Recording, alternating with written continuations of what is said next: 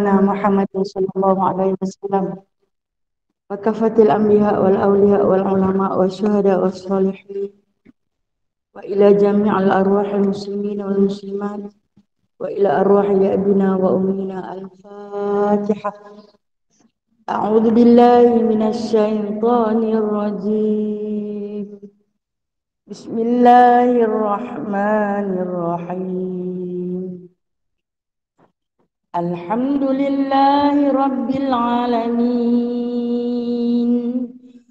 الرحمن الرحيم مالك يوم الدين. إياك نعبد وإياك نستعين. اهدنا الصراط المستقيم صراط الذين أنعمت عليهم غير المغضوب عليهم ولا الضالين.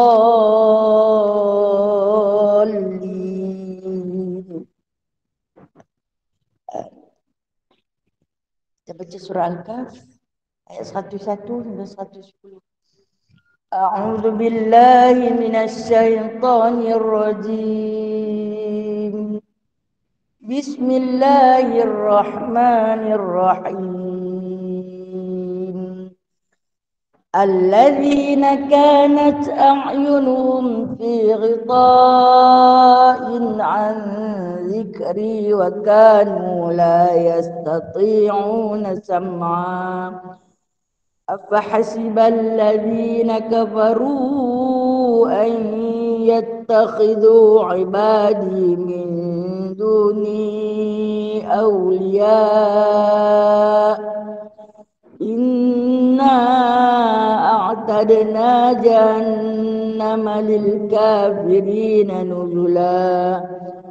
قل هل ننبئكم بالأخسرين أعمالا الذين ضل سعيهم في الحياة الدنيا وهم يحسبون أنهم يحسنون صنعا أولئك الذين كفروا بآيات ربهم ولقائه فحبطت أعمالهم فلا نقيم لهم يوم القيامة وزنا.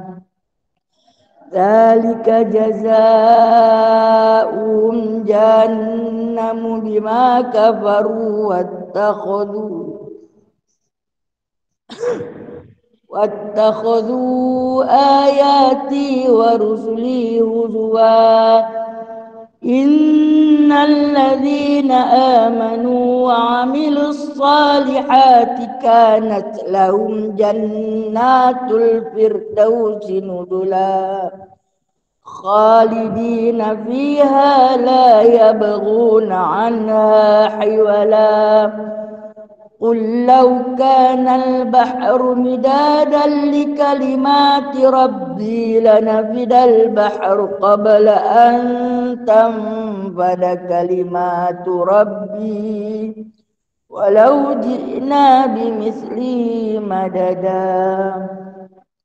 قل إنما أنا بشر مثلكم يوحى إلي أنما إلهكم إله واحد فمن كان يرجو لقاء ربه فليعمل عملا صالحا ولا يشرك بعبادة ربه أحدا.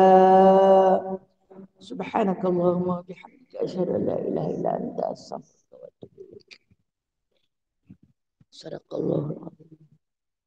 اللهم صل صلاة كاملة وسلم سلاما تاما على سيدنا محمد الذي terus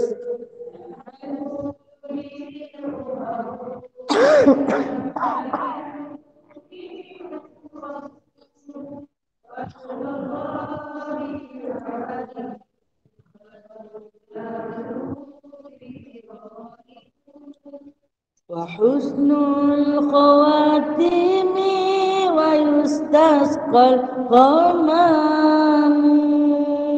بوجه الكريم وعلى آله وصحبه في كل لمحة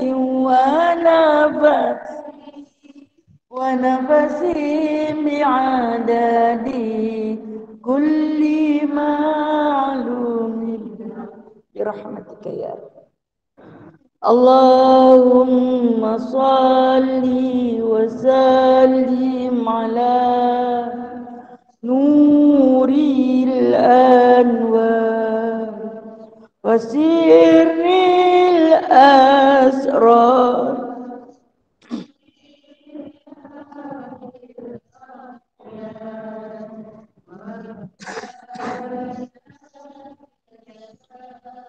سيدنا ومولانا محمد المختار وآله الأطهار وأصحابه الأخيار عدد نعم الله. اللهم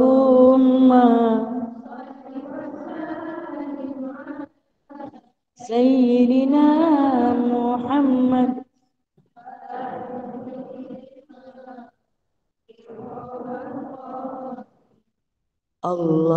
اللهم صل وسلم على سيدنا محمد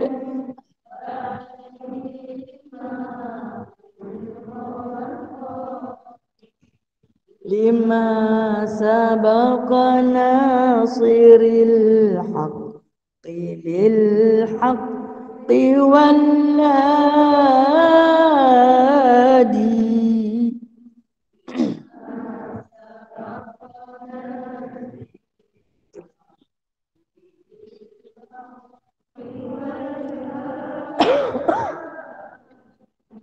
إلى صراطك المستقيم إلى صراطك المستقيم وعلى آله وصحبه حق قدره.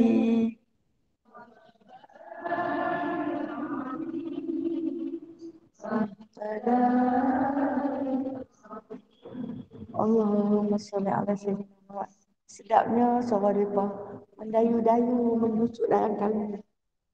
Alhamdulillah. Mohon maaf awal-awal dan agak akhirnya. Suara bersengau, berserak dah. Banyak buat show kot dia gitu. InsyaAllah. Bismillahirrahmanirrahim. Rabbi syrah li sadri wa yassir li amri wahlul 'uqdatam min lisani yafqahu qawli. Allahumma salli ala Sayyidina Muhammad wa ala ali Sayyidina Muhammad. Rabbi yassir wa la tu'assir, Rabbi tamim bi khair ya karim. Subhanaka la ilma lana illa ma 'allamtana innaka antal alimul hakim. Innaka antas sami'ul alim. Innaka antat tawwabur rahim. Amma ba'du fa ya ibadallah. Adapun selepas puja dan puji tertentu hanya saja bagi Allah, Tuhan yang layak disembah, tidak ada Tuhan melainkan Dia. Selawat dan salam ke atas junjungan besar baginda Nabi Muhammad sallallahu alaihi wasallam. Seterusnya kita rapatkan setinggi puji dan syukur kehadrat Allah Azza wa Jalla, Allah Jalla Jalal, di atas kurniaan Allah kepada kita. Sehari lagi usia dipinjamkan, sehari lagi nikmat dicurahkan, sehari lagi rahmat dirasakan. Terima kasih ya Allah atas segala keamanan tempat tinggal kami, kecukupan makan dan minum kami, keselesaan rumah tangga kami. Alhamdulillah ya Allah, terlalu banyak nikmat Allah untuk kita perhitungkan, maka tak termampu oleh akal kita yang pendek dan sempit ini. Hanya saja satu lafaz yang tak terhingga yang boleh kita rafakkan adalah satu lafaz Alhamdulillah. Segala puji tertentu hanya bagi Allah. Dan Alhamdulillah hari ini kita akan sambung kembali perbincangan kitab hadis penawar bagi hati. InsyaAllah kita akan sama-sama masuk hadis yang ke-7. Kitab saya muka surat 28. Betul sama. Ada yang lain tak? Semua sama no? Ha? Hadis yang ke-7 kitab saya muka surat 28. Ada yang baru? Yang baru muka surat 27. Okey. Kita baca dulu nah. Hadis ni cantik, dia punya tajuk dia Mahkamah Qadhi Rabbul Jalil. Masya-Allah taala. Ingat nama dia pun rasa gerun, rasa seram nah. Kalau nak masuk mahkamah dunia ni dapat surat daripada lawyer hantar nah. Kita nak kena masuk mahkamah sekian-sekian hari bulan, sekian waktu akan dibicarakan atas sebab-sebab tertentu. Seminggu lagi nak pergi ni hati dah dudak apalah nak pergi kata ni lah. Ini mahkamah pasti masuk. Atas satu nama Mahkamah Qadhi Rabbul Jalil. Qadhi ni maksud dia hakim, orang yang adil. Rabbul maksud dia nama Tuhan, pemimpin, pentadbir. Jalil ni yang maha mulia. Mahkamah Allah. Kita baca dulu lah sama-sama. Bismillahirrahmanirrahim. An Adi bin Hatim radhiyallahu anhu qala Rasulullah sallallahu alaihi wasallam ma minkum min ahadin illa sayukallimuhu rabbuhu laisa bainahu wa bainahu tarjuman fayanzuru aymana minhu fala yara illa ma qaddama wa yanzuru ash'ama minhu fala yara illa ma qaddama wa yanzuru baina yadayhi fala yara illa an-nar tilqa'a wajhihi fattaqun nar walau bisiqqit tamrah muttafaqun alaih. Maksud dia hadis diriwayatkan daripada Adi bin Hatim radhiyallahu anhu berkata Rasulullah sallallahu alaihi wasallam bersabda, tidak ada seorang jua pun di antara manusia ini kecuali pada hari kiamat nanti akan dipercakapi oleh Allah Subhanahu wa taala, dihadapkan ke mahkamah Allah Subhanahu wa taala. Maka pada waktu itu tidak ada orang lain yang sanggup menjadi juru bicara antara keduanya sebagai orang yang ketiga atau peguam. Lalu orang yang dipercakapi oleh Allah Subhanahu wa taala tadi akan melihat ke sebelah kanannya. Maka ia tidak melihat melainkan hanya pahala kebaikan yang pernah ia lakukan ketika berada di dunia dahulu. Dan apabila ia cuba melihat ke sebelah kiri, maka ia tidak melihat kecuali hanya balasan perbuatan jahat yang pernah dilakukannya ketika berada di dunia dahulu. Kemudian apabila ia melihat ke hadapan, maka ia tidak melihat kecuali hanya api neraka.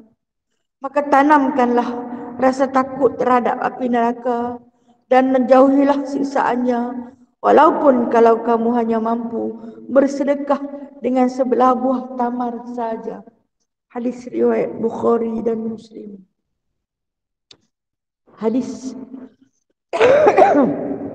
adalah sambungan ataupun permulaan daripada perhimpunan padang mahsyar. Hadis ni yang mana dibawa cerita oleh baginda sallallahu alaihi wasallam yang tak berlaku di dunia tapi akan berlaku di akhirat. Dan hadis ni hadis pasti berlaku. Seperti mana kiamat itu pasti, mati itu pasti, soalan munkar dan nakir itu pasti, lintasan siratal mustaqim itu pasti, syurga dan neraka itu pasti, maka mahkamah qadhi Rabbul Jalil itu juga satu kepastian. Barang siapa di antara kamu, kata Allah Subhanahu wa taala, yang telah mengkhianati ayat-ayat Allah, maka pada hari itu ianya tidak akan ditimbangkan lagi melainkan diazab semata-mata. Siapa? Orang-orang yang kafir, yang mengkhianati ayat-ayat Allah, yang tidak mahu menerima ayat-ayat Allah sebagai panduan hidup. Yang mana kita tengok hadis diriwayatkan daripada Adi bin Hatim, seorang sahabat yang dekat dengan Nabi SAW,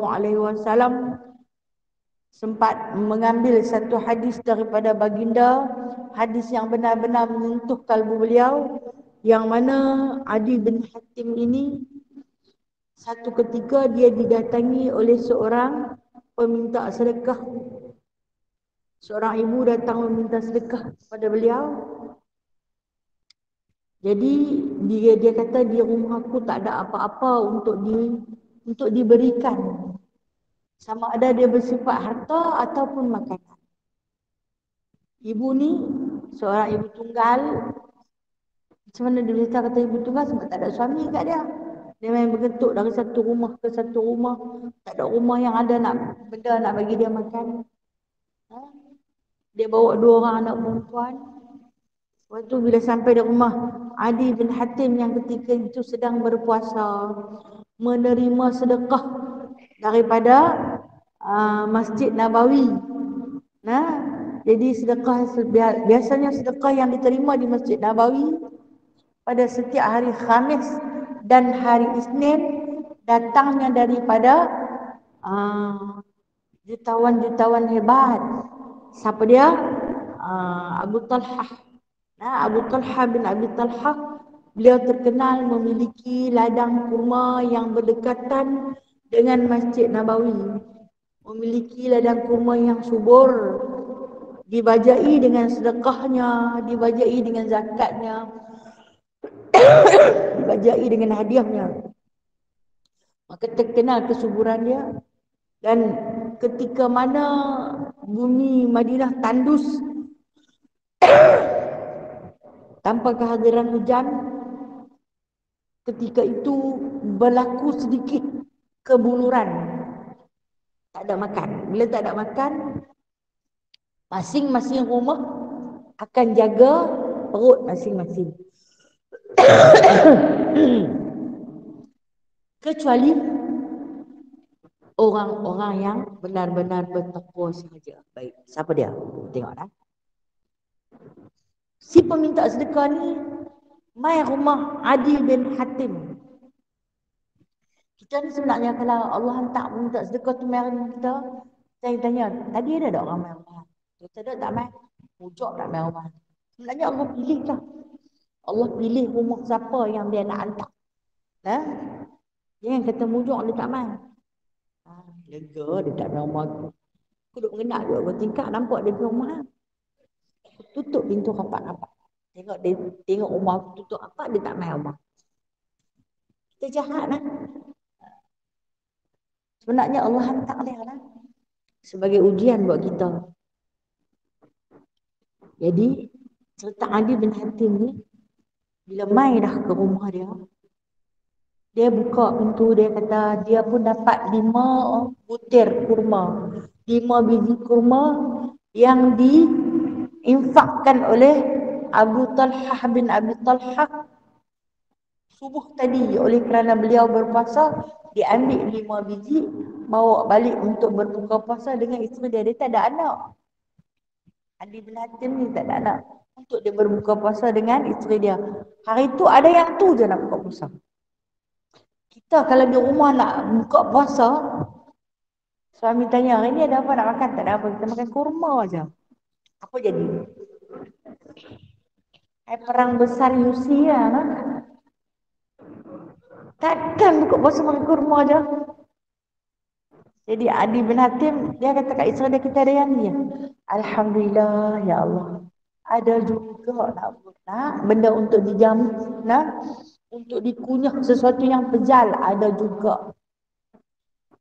La in syakartum la azidannakum. Kalau kamu bersyukur, Allah akan tambahkan. Tapi ni Allah Ta'ala hantar lagi ujian. Dihantarnya peminta sedekah yang datang meminta. Biasanya peminta sedekah ni bila dia datang minta, dia akan bercerita. Dia nak minta makan. Dia dah kata dia dua hari tak makan. Suami dia dah meninggal. Dia ada bawa 2 orang anak yatim. Anak perempuan kedua-duanya. Kalau dia kata dekat Adi bin Hatim, mau tak dia nak bagi anak perempuan dia seorang? Suruh belah lah. Mungkin dia pun dah susah. Jadi kata Adi bin Hatim, aku sendiri pun tak terbelah. Hang boleh juga pergi minta sedekah dari rumah ke rumah. Aku tak boleh minta sedekah. Malu mungkin. Lepas tu dia kata kalau tak mau anak dia, dia kata boleh tak bagi sikit. Dia tak sanggup dengar tangisan si anak, rayuan si anak lapar. Budak-budak lah. Dia kalau dah dia kata lapar tu lapar lah. Hang tak boleh pujuk dia, dia sengak besar. Nah, kali ini menangis pula lapar. Dia kata aku tak sanggup dengar, dia kata. Maka oleh itu ada tak sikit makanan untuk diisi dalam perut anak-anakku ni.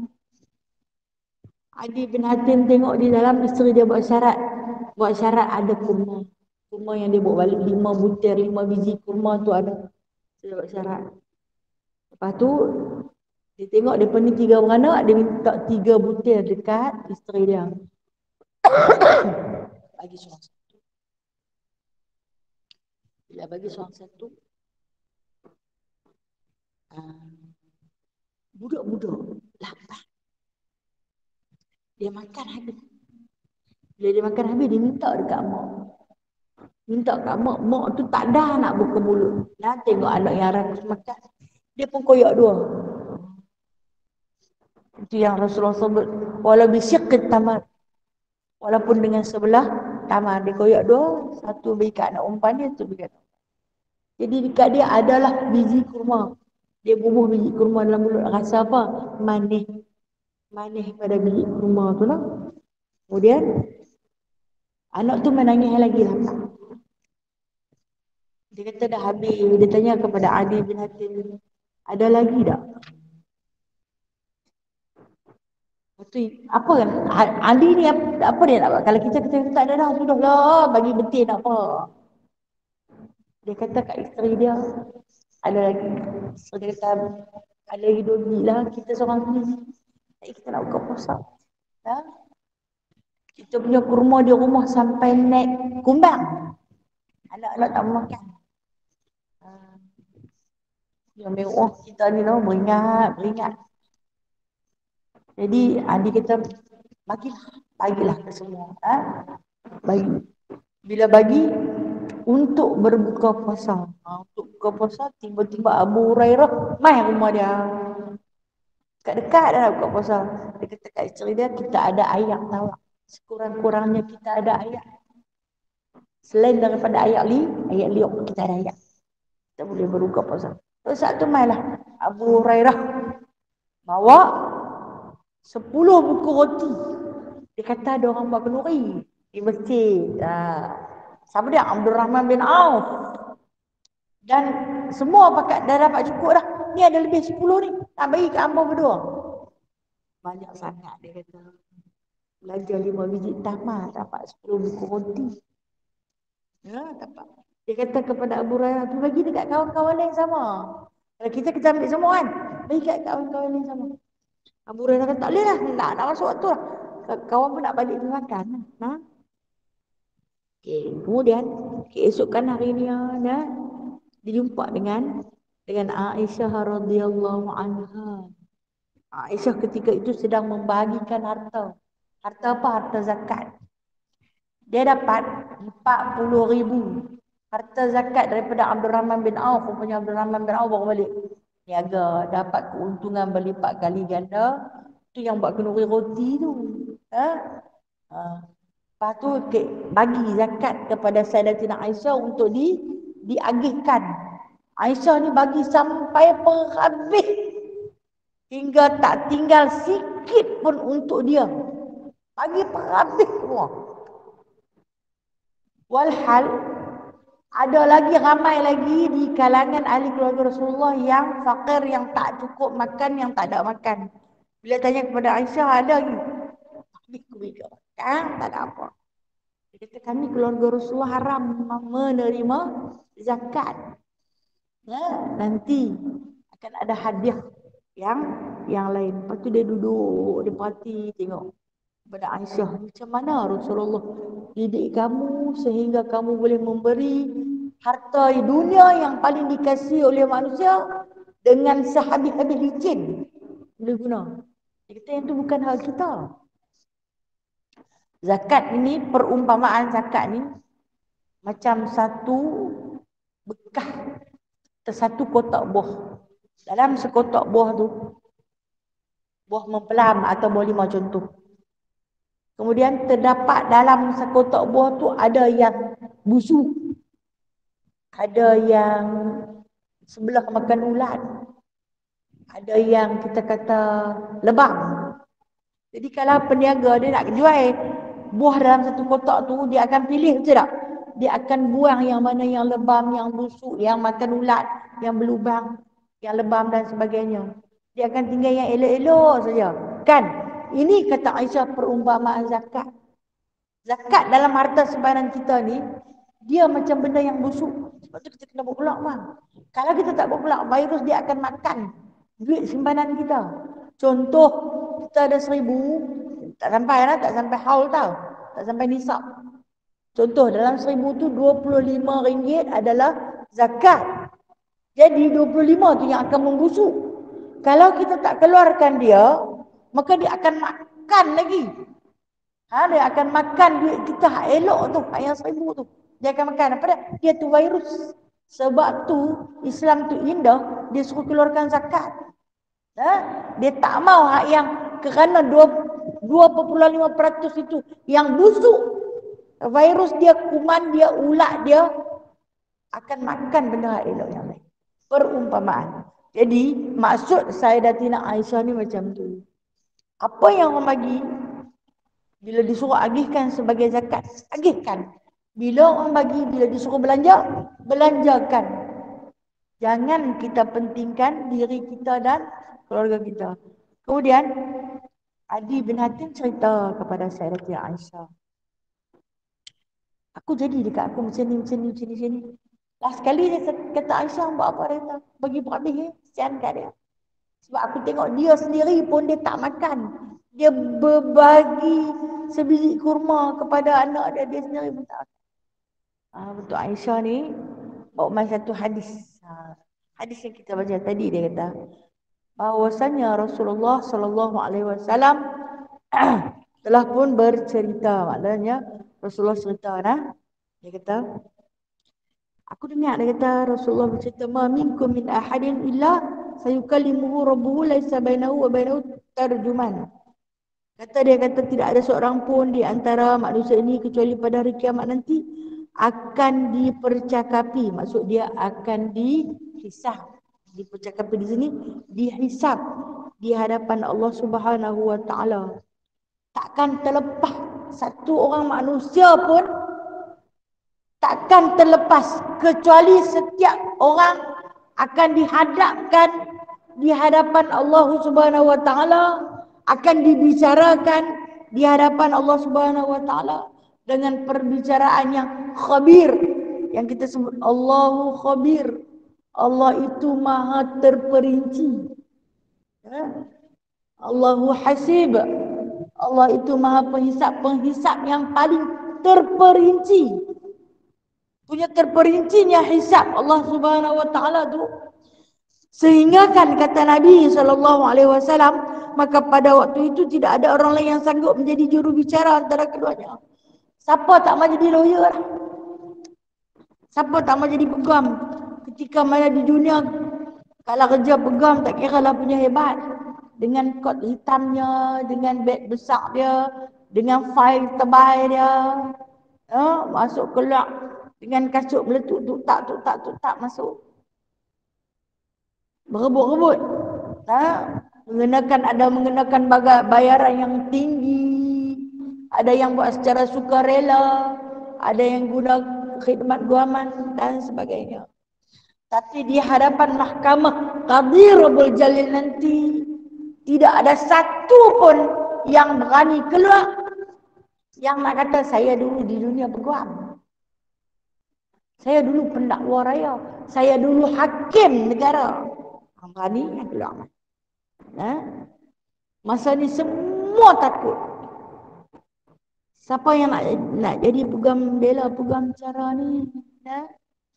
Saya dah sebut bulan lalu saya cerita siapa yang akan jadi peguam bela kita. Surah Ali Imran. 10 yang terakhir daripada surah Ali Imran. Dan juga 10 di antara surah Al-Baqarah. Yang kita jadikan amalan pagi dan petang. Yang sanggup menjadi peguam bela. Peguam cara tu, malaikat lah yang akan membicarakan kita. Yang mendengar adalah seluruh makhluk manusia. Kata Nabi SAW lagi, lalu orang yang dipercakapi oleh Allah Subhanahu Wa Taala tadi akan melihat di sebelah kanannya. Maka ia tidak melihat, melainkan hanya pahala kebaikan yang pernah dia lakukan ketika berada di dunia dulu. Dia kata, orang yang sedang dibicara ni tadi, dia akan lihat di sebelah kanan. Maksud dia timbangan, wazan, neraca yang ditimbang di sebelah kanan. Apa yang dia nampak di situ, di sebelah kanan dia, segala apa kebaikan yang dia buat. Dari segi solat dia, itu dia dengan Allah.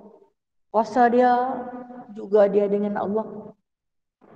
Al-Quran dia dengan Allah. Zikir, tasbih, tahmid dia dengan Allah. Elok naiklah. Kalau takabur riak, tak ada lah di situ. Yang mana yang mukhlisin, yang ikhlas, naiklah. Dia akan dapat lihat, tu pahala solat aku. Macam itulah solat aku. Seratu saja ya Allah, macam tu saja ya Allah. Itulah yang akan diperkatakan. Dia sendiri akan tengok naik di sebelah kanan. Kemudian dia sesama manusia, bahkan mungkin sesama jiran akan ditunjuk segala kebaikannya dia yang dia buat. Dia lintah ke rumah jiran dia, dia tengok ada sebatang kayu jatuh di depan halaman rumah jiran dia tolong angkat, buang ke tepi, naik. Tapi kalau dia sambil lintah, dia terajang kayu tu bagi ke laman jiran dia, naik, lagi naik belah kiri. Semua itu akan naik. Segala kebaikan dia yang dia lakukan, walaupun kepada seekor semut, naik di sebelah kanan. Apa juga. Kemudian dia kata lagi, dan apabila ia cuba melihat ke sebelah kiri, maka ia tidak melihat kecuali hanya balasan perbuatan jahat yang pernah dilakukannya. Dia pandang pula di sebelah kiri. Apa yang boleh dia perhatikan, yang naik di atas timbangan kejahatan di sebelah kiri, tak lain dan tak bukan adalah apa yang pernah dia buat secara mungkar di dunia. Rajin bersolat, jemaah rajin, tapi kerana riak nak tunjuk dekat orang, kata dia seoranglah yang rajin berjemaah. Dia menutup aurat. Sebab apa? Sebab ikut semua lah ni trend orang tutup aurat. Ni kalau orang tak tutup aurat, dia nampak janggal, dia nampak ganjil, nampak pelik. Orang semua dah tutup, aku pun kena ikut peredaran zaman, tutup. Semua tu akan naik. Ni padahal benda baik tu, tapi oleh kerana tidak ada keikhlasan. Begitu juga kita dengan sesama manusia, kita dengan kawan kita dengan kedai. Kita pergi kedai, bawa duit banyak benda tak cukup. Dia kata 2 kupang tak cukup. Nanti saya suruh anak saya main bayar. Dengan ayam tu dia balik, Allah 2 kupang kot. Dia terang air kan, nak cakap 2 kupang tu. Memang dia tak heran, tapi Allah khabir. Allah tu maha penghitung yang paling halus. 5 pun dia kira. Dulu kita pergi supermarket, dia ada kira sen-sen kan. Seduit pun dia kira. Kita kalau orang berniaga, dia tu dia berkira seduit pun kira. Kalau hampir supermarket, tak gaduh pula marah dah. Kalau sama-sama Muslim yang berniaga, orang Melayu dia mahal. Kita pergi dekat kedai itu lagi bagi murah. Memanglah dia murah. Tapi kalau kita bagi dekat Muslim, dia akan bayar zakat perniagaan. Kita boleh tumpang sama. Sebab pahala tu nak menambahkan timbangan di sebelah kiri kita nanti. Jadi inilah kata Allah di dalam surah Al-Kahfi ayat 49. A'udzubillahi minasyaitonirrajim. Wa wudi'al kitabu fataral mujrimina mushfiqin ma li hadzal kitab. Kata Allah Subhanahu wa taala, ketika mana berada di mahkamah aku nanti, wa wudi'al kitab, akan dibawa datang satu kitab. Fataral mujrimin mushfiqin, maka ketika itu orang-orang yang berdosa, orang-orang yang melakukan kejahatan, hari itu dia kata, nanti tengok kitab tu, tengok buku tu, suratan amal. Lalu berkata-katalah mereka, malihadzal kitab, ni buku apa ni? Orang akan bertanya, orang siapa? Kita, termasuk kita, ni buku apa ni? Dia buat mahal. Malihadzal kitab, buku apa ni? La yughadiru saghiratan wala kabiratan illa, sambung Ustaz. Bunyilah tu, terang sikit. Ahsaha. Surah Kahfi kan kita baca setiap Jumaat. Tahu tak dia berkata apa? Celaka sungguh, kata orang kafir. Celaka sungguh. Buku apa ni? Mali hadzal kitab. La yughadiru saghiratan wala kabiratan. Dia tak tinggal pun benda yang paling-paling halus. Benda sikit saja. Bukanlah banyak mana. Sikitnya sikit apa tu yang kita cerita hadis yang lalu. Ambil kayu colek gigi je. Pun dia kira. Tambahlah ambil orang punya. Barang orang. Pinjam pen orang tak bagi balik. Pinjam buku orang tak bantak balik. Pinjam kertas meredak tak kira lah apa juga pun. Walaupun sepotong kayu sugi kalau pinjam, orang punya tak bagi balik. Hamai sak baju hang, aku nak buat contoh. Dia pun bagi. Dia banyak baju, dia bagilah contoh. Kawan tu nak pinjam. Dengan ayat tu lah. Dia tak bantak balik kat kawan tu. Sampai ke sudah. Jawab cik. Esok naik baju contoh tu atas timbangan. Pinjam orang pun boleh. Tak salah nak pinjam. Janji pulangkan balik. Allah Ta'ala akan kira ni benda yang halus-halus. Alah kalau tak bagi pun kan dia heran. Dia punya tudung saja. Ada orang 4 almari. Dia tak heran, dia tak tahu pun. Kita pergi hantar, dia kata kalau hantar-hantar pun aku tak tahu. Kalau hantar-hantar pun aku tak tahu. Punya hang pinjam tu. Tuh. Walaupun dia tak tahu. Tapi Allah Maha tahu. Allahu alim bidzati sudur. Dia tahu sungguh-sungguh apa juga yang buat tu. Sebab dia kata ketika ini orang mujrimin akan maki kitab ni. Marah kat kitab ni. Apa ni la yughadiru saghiratan wala kabirah. Tak ada satu pun benda yang kecil dia tinggal. Semua dia tulis habis. Apatah lagi yang besar. Semua dia tulis. Wajadu ma'amilu hadira. Yang didapati apa juga amalan yang buat, semua mai. Hari itu semua mai.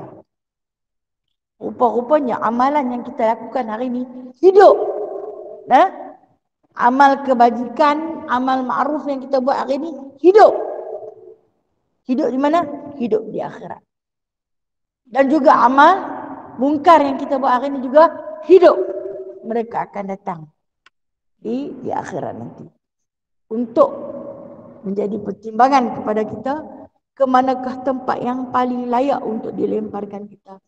Kata Allah, wala yadhlimu rabbika ahada. Allah kata, aku ni bukan zalim ke hamba, aku tak zalim. Tapi hampa yang menzalimi diri hampa sendiri. Kita zalim ketika mana kita buat jahat. Kita zalim sebab tu saya kata sekecil-kecil salah bukanlah besar mana.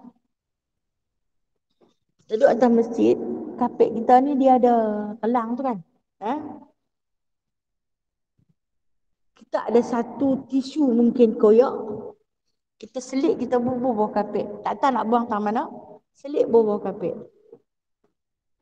Tisu tu tak najis pun. Dia hanya sebutir sampah saja. Kita pun tak tahu nak pergi sumbat tak mana. Kita selit bawah kapek. Siapa pun tak tahu. Tok Siak dia bukan nak gulung hari-hari. No? So ni lama-lama sekali dia nak cuci. Gulung-gulung dia akan jumpa lah. Bawah gulungan kapek tu ada retah. Tu ada retahnya. Dia akan dakwa tak siapa? Dia takkan dakwa. Dia takkan tanya siapa. Dia buat kerja dia sampai habis. Tapi Allah dakwa tak? Allah dakwa. Masjid tu tempat ibadah. Bukan kotor pun benda tu. Tak najis pun. Tapi yang buat benda ni, dia kata benda sekecil-kecil pun, dia akan ditunjuk. Lalu satu lagi pemandangan yang akan Allah Ta'ala perlihatkan. Kemudian apabila ia melihat di hadapan, dia tak lihat lain kecuali melihat api neraka. Api yang marak menyala. Dah ada di depan. Dan ni timbang dulu. Mana berat? Mana berat yang mana ringan? Habis timbang, barulah lintas sirat. Melintasi sirat. Berpandukan kepada amalan timbangan tadi. Nak lepas ke tak lepas ni? Nak lepas ke tak lepas? Rasulullah pesan kepada para sahabat, tanamkanlah rasa takut terhadap api neraka dan jauhilah siksaannya, walaupun kalau kamu hanya mampu bersedekah dengan sebelah buah tamar sahaja. Tanamkan rasa takut dalam diri kamu kepada azab api neraka. Yang mana hari ini kita diperlihatkan dengan serba sedikit bencana alam yang Allah Ta'ala hadirkan. Negara-negara Islam, Morocco tu di antara negara Islam, Maghribi tu. Tengok apa jadi, Allah Ta'ala hantar gempa bumi yang amat dahsyat berlaku kan di China. Negara yang buat matahari, dia tu buat matahari. Angkuh sungguh makhluk ni. Buat matahari. Nak lawan Allah lah tu kan. Apa berlaku, Masya Allah. Kan ada api marak menyala hutan dia. Pulau Hawaii. Hampir 50% habis. Api dunia. Allah Ta'ala perlihatkan sikit demi sikit. Alhamdulillah. Kita rakyat Malaysia masih aman. Masih bahagia. Masih cukup dengan segala, bahkan nikmat melimpah ruah. Tapi jangan kita hanyut leka dengan keamanan kita hingga kita lupa tentang penderitaan yang lain. Selitkanlah dalam setiap doa dan munajat kita agar Allah Ta'ala beri kepada mereka keamanan seperti mana kita perolehi. Jangan kita biarkan mereka sedemikian dalam penderitaan hidup. Kalau kita tak mampu nak sumbang sedikit, maka bolehlah kita sumbangkan doa. Sebab sebaik-baik pemberian adalah doa. Dan Rasulullah kata, bagi sedekah kat orang ni. Kalau dah tak ada apa pun, bagi doa. Kalau ada, bagilah. Bersedekahlah. Kerana pahala sedekah itu yang akan memberatkan timbangan amal kamu. Disyakin tamar, dia kata. Walaupun sebelah buah tamar. Banyak manalah sebelah buah tamar. Macam cerita Adi tadilah. Dia bagi 5, tapi dia tengok si ibu tu bagi, menandakan kasih ibu. Berbahagi 2 kepada kedua anak. Sanggup tak makan, dihisap ayam daripada biji kurma. Bertanya Adi bin Hatim kepada Rasulullah, hal keadaan bersedekah kepada ahli keluarga. Maka jawab baginda sallallahu alaihi wasallam, jikalau kamu bersedekah kepada ahli keluarga kamu, Allah gandakan 20 kali ganda pahala sedekah tu. Rupanya bila kita bagi dekat adik-beradik kita, dekat anak pinak kita, pahala sedekah tu 20 kali ganda lebih banyak daripada kita bagi dekat orang lain. Tapi janganlah duk belanja bagi kat adik-beradik saja. Cukuplah sekadar yang dia perlu. Kemudian kita edarkan pada yang lain. Namun utamakan kaum kerabat. Kata Nabi SAW, utamakan kaum kerabat. Walaupun si ibu tu tadi, dia bagi dekat anak dia, tanggungjawab dia. Tapi Allah kira. Allah kira di atas pemberian dia itu dengan 20 kali ganda sedekah. Punya banyak Allah Ta'ala bagi balik. Betapa Allah itu mengasihi apabila kita mengasihi di kalangan sesama kita. Kemudian tanyalah Adi bin Hatim kepada Nabi SAW.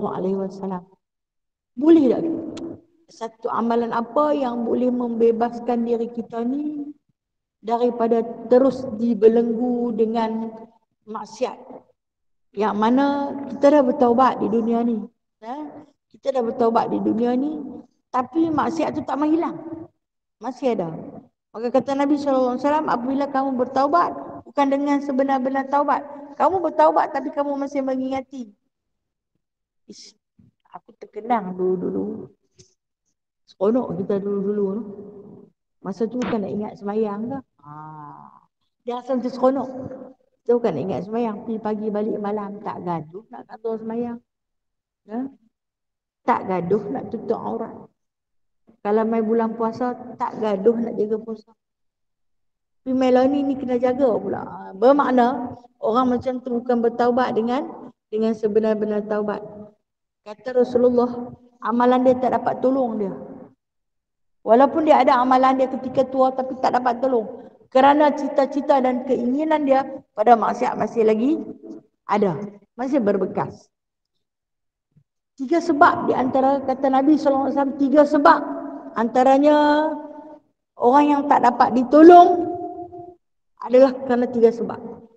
Di akhirat nanti, ketika waktu ditimbang amalan kita, 3 sebab. Pertama dia kata, kutintum anfusakum. Pertama dengan sebab, kamu menyebabkan diri kamu difitnah. Contoh, sebab yang pertama, kutintum anfusakum, kata Rasulullah. Kamu menyebabkan diri kamu difitnah. Kamu hebahkan depan khalayak ramai tentang harta. Hari ini manusia ada media sosial kan? Masuk dalam Facebook, bubuh dalam TikTok, bubuh dalam WhatsApp, masuk dalam Instagram, hebahkan kekayaan. Duit berlambak-lambak, harta merata ceruk ada, wang berjuta-juta. Kutintum anfusakum. Kamu tujuk gaya hidup kamu. Kamu ada kereta berpuluh-puluh biji. Kamu ada rumah berbiji. Anak-anak kamu kerja yang bagus-bagus. Jawatan kamu, pendapatan kamu. Kutintum anfusakum. Kata Rasulullah, kamu menyebabkan diri kamu difitnah. Orang akan fitnah. Orang tengok bila menjadi tumpuan masyarakat di dunia seronok. Banyak orang like. Banyak followers. Seronok. Tapi di akhirat, ni kata Rasulullah, tak boleh tolong. Aku tak boleh tolong kamu. Sebab kamu mendedahkan diri kamu di hadapan khalayak umum untuk difitnah. Orang kata mana dia dapat duit tu lambak-lambak. Rumah saja ada 20 biji. Sebiji rumah dia harga 20 juta. Rumah dah 20 biji. Sebiji harga 20 juta. Kita ni tengok tengah-nganga. Walhal masuk kubur, masuk dihukum untuk cukup-cukup je badan.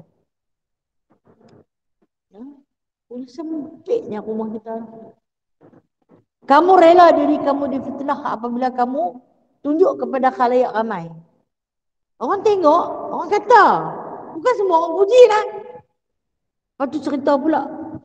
Perniagaan dia laris. Hak yang, maaf cakaplah, hak yang berniaga ubat-ubat kurus. Orang berniaga ubat kurus ni, kalau orang gemuk, saya tak boleh berniaga ubat kurus, orang tak beli.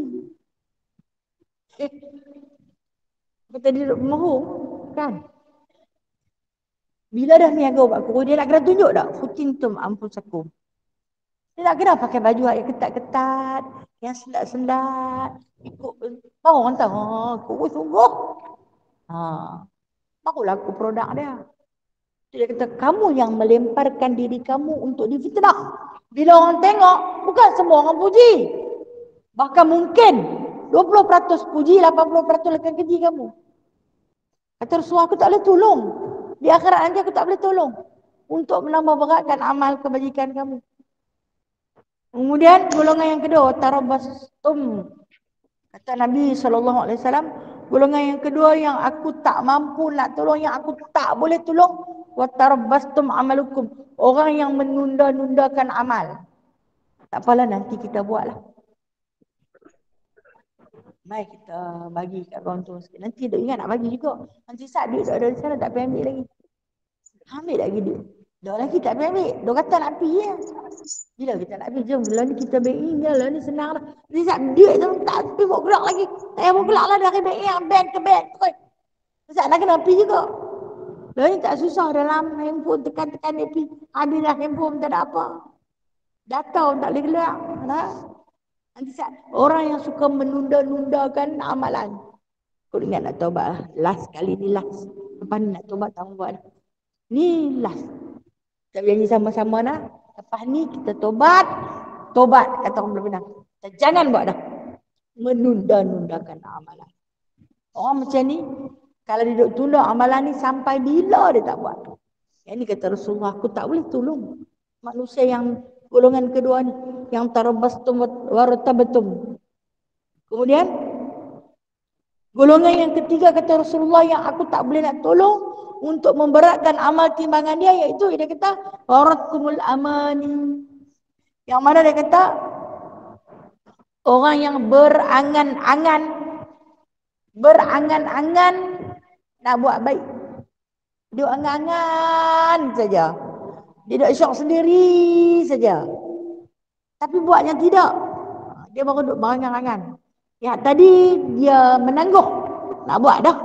Tapi nanti saat benda baik jangan tangguh. Jom kita pergi tengok saat kawan tu sakit.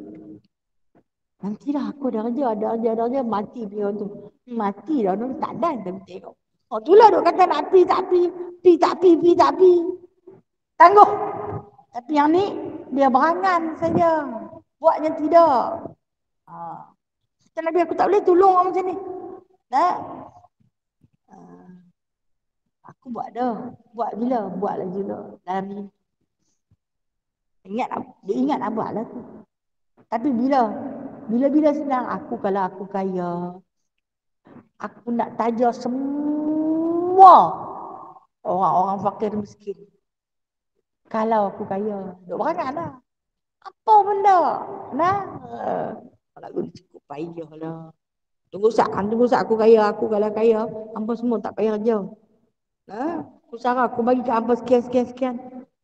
Itu semua angan saja. Buatnya tidak. Dalam kisah ni, lepas habis Rasulullah baca hadis ni, sahabat-sahabat mendengar dengan tekun apa yang diceritakan. Lepas tu Rasulullah pun bangkit meninggalkan majlis ilmu pada pagi tu. Kemudian dia disekat oleh Abdul Rahman bin Auf. Yang saya cerita tadi, dia balik berniaga buat kenduri roti tu.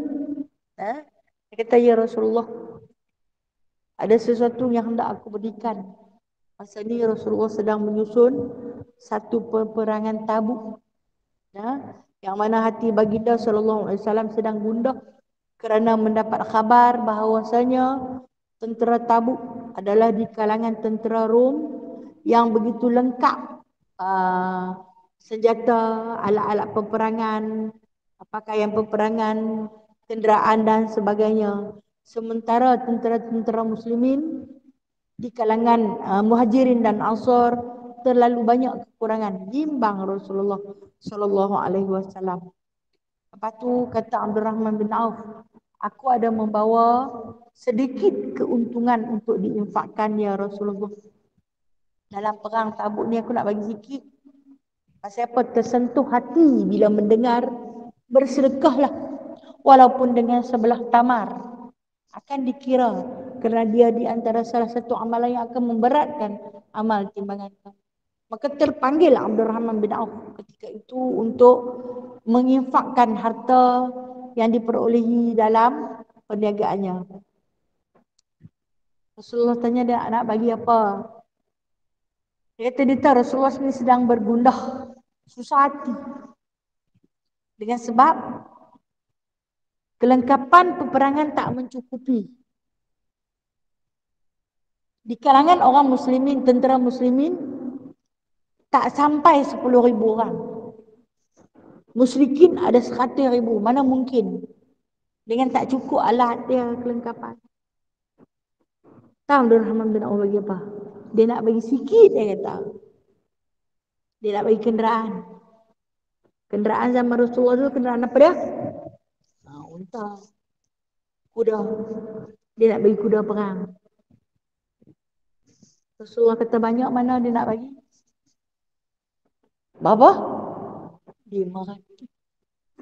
500 ekor kuda perang untuk peperangan Tabuk. Masya Allah. Kita ni kalau kata orang boleh bagi sekok lembu buat kenduri, sekampung-kampung duk sebut tu lah. Betul tak? 500 ekor kuda diinfakkan untuk perang fi sabilillah. Bagi terus panggil tu yang kata Abdul Rahman bin Auf tu, yang mana harta dia kalau kata bawa balik mai daripada dagangan ni, perumpamaan. Ya, perumpamaan. Unta yang paling depan bawa barang dagangan dia tu, untung tu duk ada di pintu Madinah dah. Unta yang terakhir sekali masih lagi duk ada di bumi Syam. Tak putus lagi, punya banyak. Allah Ta'ala bagi. Macam mana dia punya belanja, punya banyak, macam tu lah Allah Ta'ala balas balik kat dia. Jadi bila dia bagi 500, Rasulullah terkejut. Dia kata pada Rasulullah, tolong simpan kata-kata aku ni. Makna dia, jangan hamak kat siapa-siapa. Ha? Rasulullah kata mana mungkin aku tak bagi tahu. Sebab apa? Menimbulkan semangat di kalangan sahabat untuk sama-sama berinfak. Dia bimbang timbul riak dalam hati dia. Jangan bagi tahu. Lepas tu kata Rasulullah, kalau tak bagi tahu, kalaulah kuda tu boleh pergi bubur dalam rumah, tak apalah. Kan 500 ekor kuda tu nak buat di mana? Kan? Di tempat mula-mula dia nak keluar perang. Lepas tu yang ni dia boleh simpan.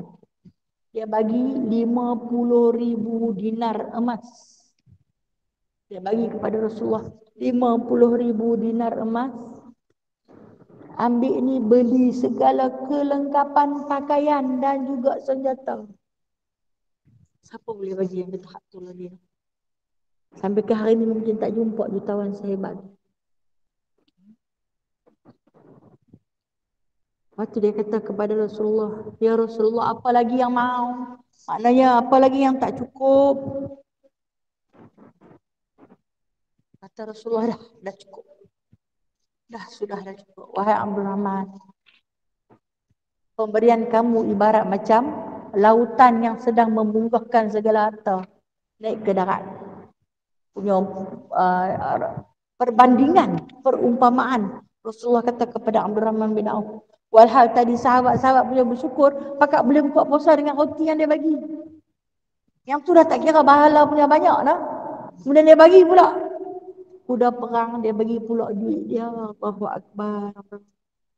Itu kalau nak cerita tentang sedekah. Sahabat ni yang kata mereka ni punya takwa dalam hati mereka, bila diceritakan tentang ketakwaan, tentang azab neraka, takutlah kamu, maka macam mana nak buat bagi cara kurang untuk kita ini terjerumus ke neraka? Amalan paling mudah kata Rasulullah bersedekah. Walaupun dengan sebelah tamar, bersedekah. Itulah amalan paling mudah nak dapat untuk memberatkan amal kebajikan kamu. Maka berlumba-lumbalah bersedekah. Sebab tu ketika mana wafatnya baginda Nabi sallallahu alaihi wasallam, Nabi sallallahu alaihi wasallam meninggalkan 9 orang isteri. 9 orang isteri. Di antara infak yang dia bagi kepada isteri-isteri Rasulullah Kita kata balulah hadiah dia bagi. Nah, kan Rasulullah wafat tak meninggalkan apa-apa harta untuk isteri-isteri dia.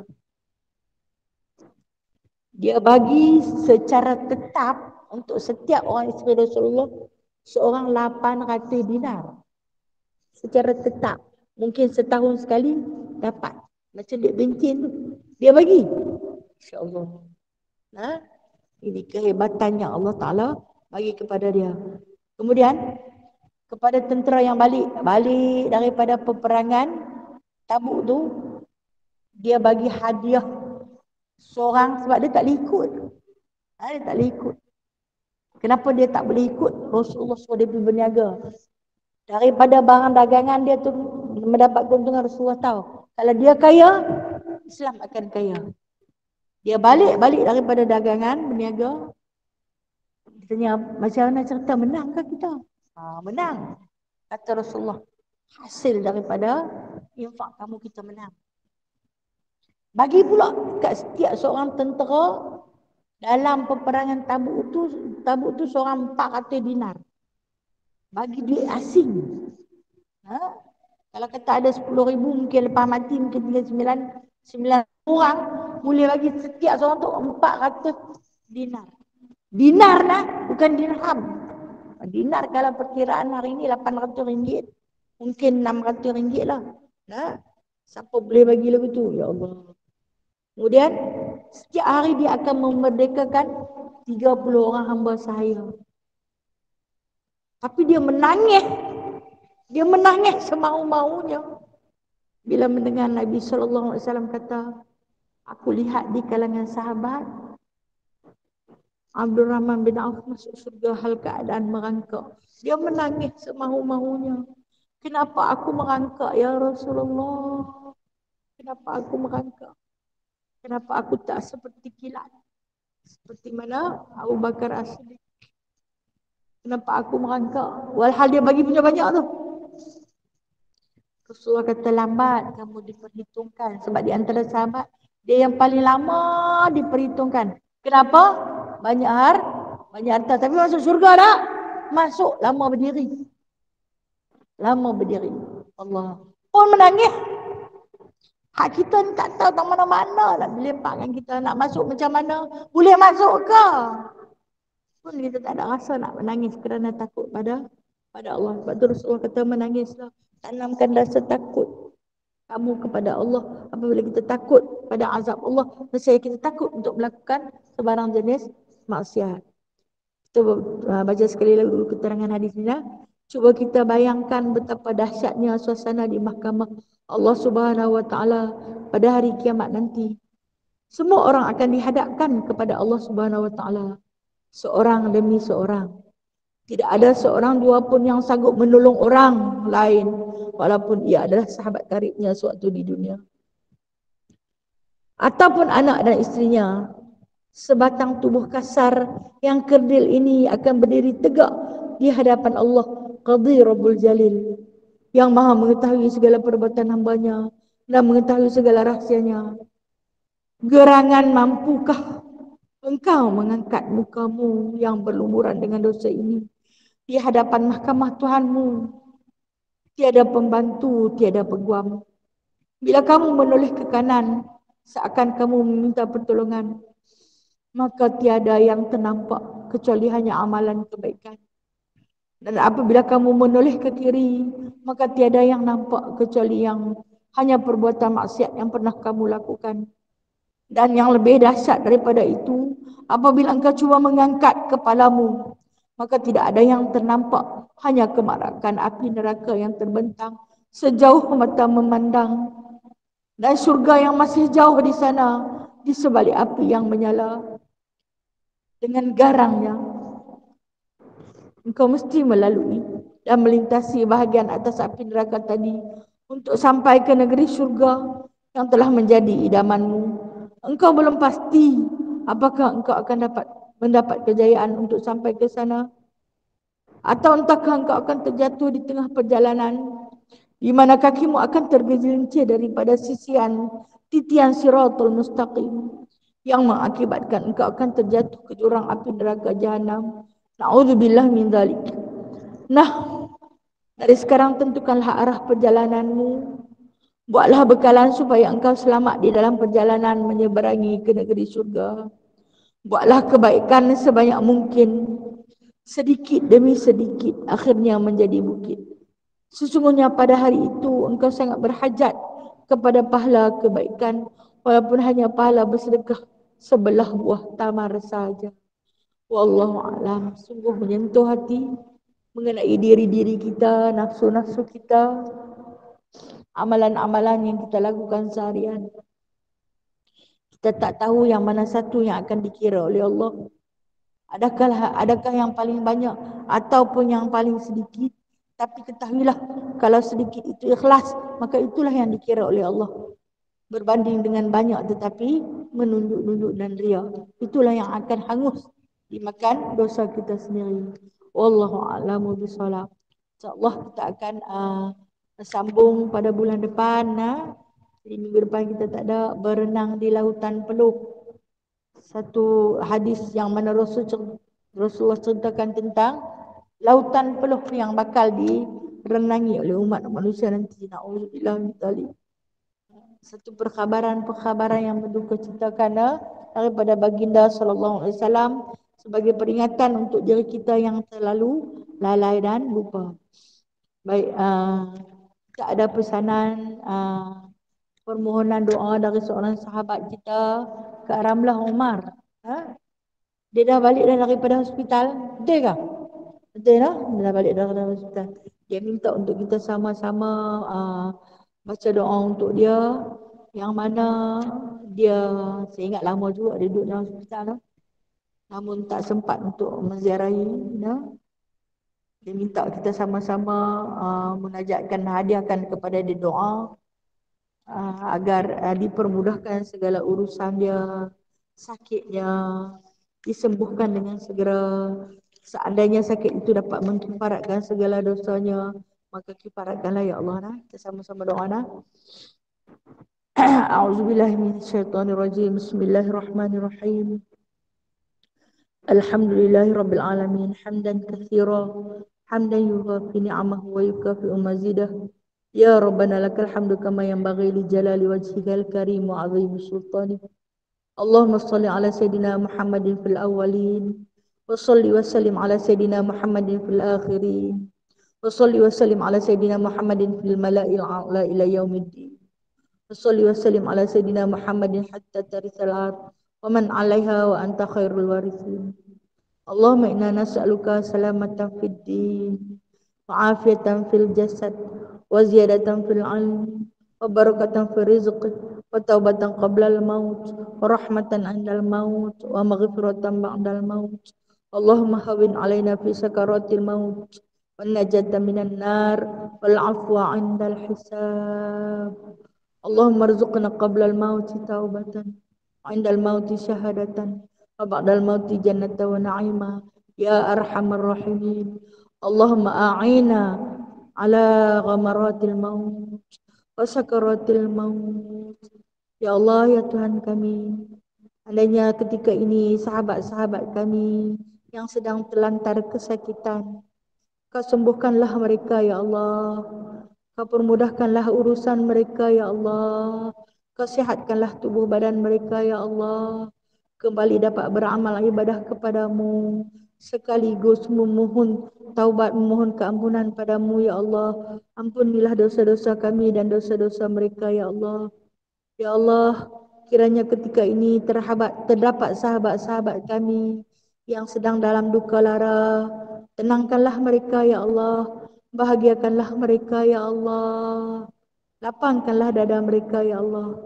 Wahai Allah yang pengasih lagi penyayang, kiranya ketika ini terdapat sahabat-sahabat kami yang dalam kesempitan hidup, dalam susah payah, dalam kemiskinan, Kau kayakanlah mereka ya Allah, senangkanlah mereka ya Allah, kayakanlah mereka, berikanlah kepada mereka kurniaan nikmat dunia dan juga akhirat.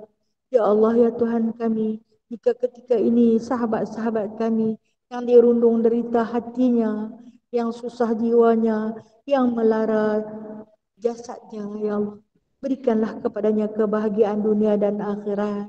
Ya Allah, ya Tuhan kami, Tuhan yang maha pemurah, lagi maha mengasihani, kasihanilah kami, hamba-hamba yang fakir, yang tidak pernah putus menadah tangan, memohon pertolongan-Mu pada setiap saat dan setiap waktu. Satukanlah hati-hati kami dalam beriman dan mentauhidkan agama-Mu. Wahai Tuhan yang paling mudah dan cepat memperkenankan kita, perkenankanlah permintaan kami ini. Wassallallahu ala sayyidina Muhammadin walhamdulillahi rabbil alamin. Taqabbalallahu minkum minna wa minkum taqabbal ya karim. Terima kasih semuanya. Terima kasih Assalamualaikum Ustazah. warahmatullahi wabarakatuh. Itu dari Allah, yang lemah dan kurang daripada diri saya. Terima kasih. InsyaAllah di Surah Mubarak hari Kamis di Batumu, insyaAllah nak. Sallu ala Nabi sallallahu alaihi wasallam. Sallallahu ala Muhammad. Sallallahu alaihi wasallam. Sallallahu ala Muhammad. Sallallahu alaihi wasallam.